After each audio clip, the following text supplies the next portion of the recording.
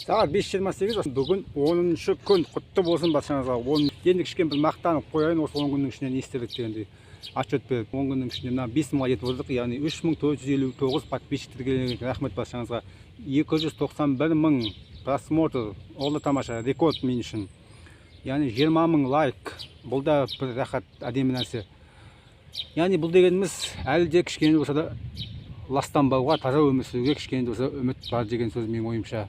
А то сияқтымыз біраз ластанып, қоқыстанып кеткен сияқтымыз. Сонымен бірге мына хотя бы лайк баспасаңыз да, тіркелмесеңіз де, осы 30 секунд уақытыңызды бөліп, осы видеоны жартылай болса да қарағаныңыз үшін көптен көп рахмет. Аман болыңыздар. Сонымен бірге келетін болсақ, осы 10 күннің ішінде 8 балалар алаңы, 20 двор. Бүгіннің өзінде мына демалыс саябағында отырмын мен негізі. Осындай жерлерде болыппын. Яғни 10 күннің ішінде. Рахмет, бір күннің ішінде 737 адам маған тіркелген екен. Рахмет тағы да.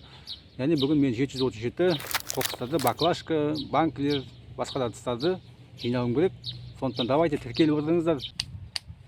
Әзірше 4 қапшық, 4-еу. Қазір санап көреміз қанша болатынын. Сосын жалғастырамыз.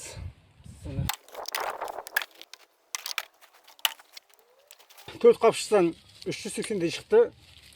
380 шықты. Әлі біраз жинау керек. Маған 737 керек. Короче, общий. Подписацияны басамыз, поделицияны басамыз. Әлі бізді жалғасуда. Сонымен бірге маған күнделік жазып отырады, ақша жіберейік, шотыңды айтшы, каспиіңді айт, нөміріңді айт деп.